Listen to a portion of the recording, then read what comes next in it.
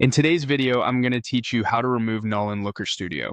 If you've ever opened a chart and seen null, blanks, or odd placeholders, you know how distracting missing values can be.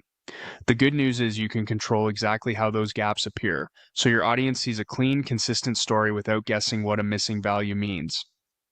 Start by opening Looker Studio and heading to your reports area, then open the report you want to adjust. If you land in view mode, switch to edit so you can change styling. You'll know you're in the right place when you see the Properties panel appear on the right side. Next, click the specific chart where the nulls are showing. This is important because the setting you're about to change applies per chart. With the chart selected, move to the Style tab in the right-hand panel. Style is where Looker Studio controls the visual presentation of the chart, including how missing data is displayed. Scroll until you find the Missing Data section. Here's where you choose what viewers should see when a value is missing. You can show a clear no data label, replace it with a 0, use a simple dash, or leave it completely blank.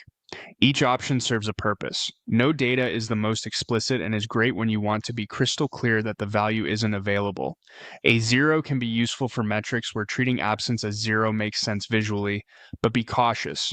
Zeros can imply actual measured values, so use this when you're confident that interpretation won't mislead. A dash is a subtle indicator that keeps your layout tidy while still signaling something is missing.